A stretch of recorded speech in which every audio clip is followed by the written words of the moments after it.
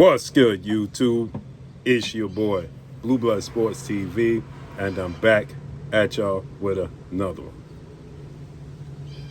So I have the special people in my chat, in my inbox. You know, the ones that sit in the back of the bus, lick the windows. Those people who just have a hard time comprehending. They're in my inbox after my last video that I put up, and they're crying, complaining that once again this old fake narrative that, oh, you being paid off by father, trainer, manager, CEO of DHP, Devin Haney Promotions, Bill Haney. Bill Haney is paying you off to say what you just said. I just stated the obvious. Not so smart people. You have too many not so smart people in the sport of boxing. And they are destroying the sport of boxing. What I simply said was the obvious. You have a mass majority of people that out here saying that Devin Haney, who is a first ballot Hall of Famer, who is a 3-division champion, who is an undisputed lightweight, former WBC junior welterweight, and reigning WBO welterweight. He went to Australia twice to become undisputed. He dared to be great. He fought Vasil Lomachenko. He was calling Lomachenko out for years. Right? He went to 140, couldn't get the Josh Taylor fight, so he fought the second best fighter at 140, who was a champion in Regis Prograis. Y'all had an excuse for that. He went to 147, fought the best 147-pounder in the world because Jaron Boots Ennis left the division, which was Brian Norman Jr., the highlight reel knockout artist that y'all said he was going to duck because he had PTSD from his situation with Ryan Garcia, and that he was forced into the fight with Brian Norman. So he fights Brian Norman, drops him, and then dominates him, outclasses him, and y'all had an excuse for that. Well, he did a bunch of holding. Brian Norman was too green.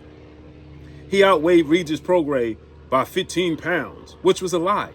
Regis Prograis came in at 158.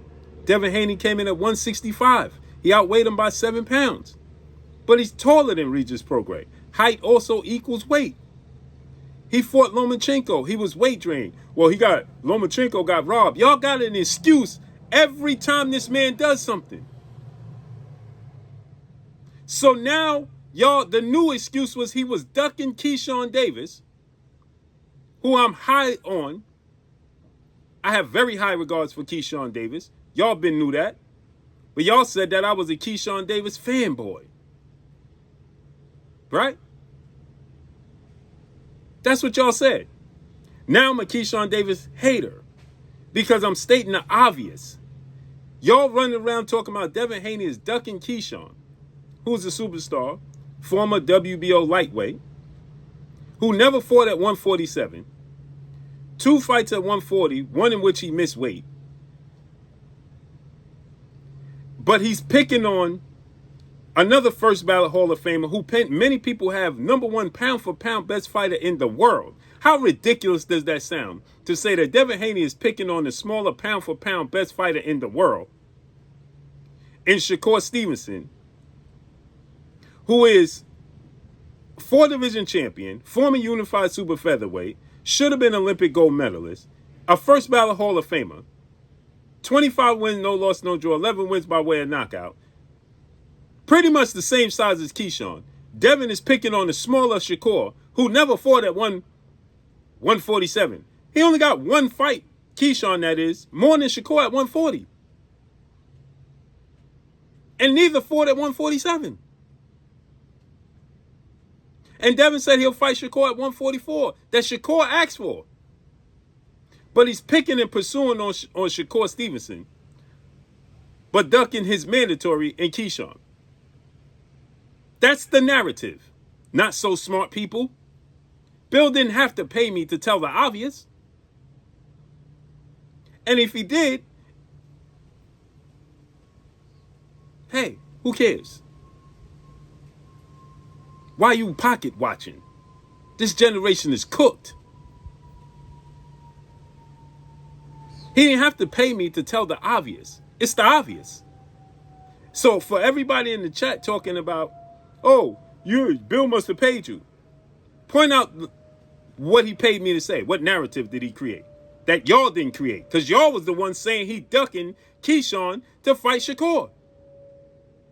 Now he doing a 2-fight deal to fight Keyshawn and Tank for the same deal he asked to fight Shakur and Keyshawn.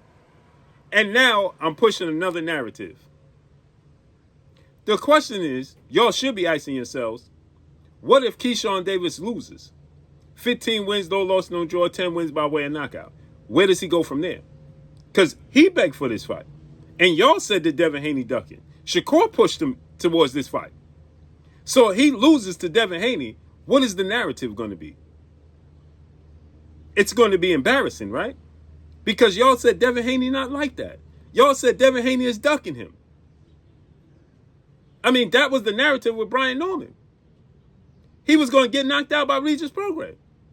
He had PTSD after the Ryan fight and in the Jose Ramirez fight, right? And he was going to get knocked out by Brian Norman. And he defies all those odds. And yet y'all still come up with stuff. Because you simply don't like him because he has a dad. And y'all don't know what y'all's look like. And never seen him before. It's nasty work. But I challenge everybody who was in my chat, in the comments, and in my inbox. I'll do a live today. As a matter of fact, I'm going to do a live today, this afternoon, evening. And I'm going to put the link up for everybody in the chat. I'm going to go to the comment section. And I'm going to call out each and every one of y'all names that had something to say. And I'm going to wait for you to actually get on the live and explain yourself. And I guarantee you stay in your mama basement with spaghetti sauce on your shirt, telling her the meatloaf is ready. Crazy work. But like I said, the question needs to be for y'all. This is not for Keyshawn.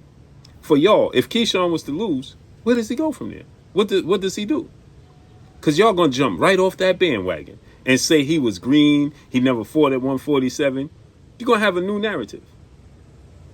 But that's all I got for y'all. Follow me on Instagram at Blue Blood Sports TV, all one word. I'm gone. Peace.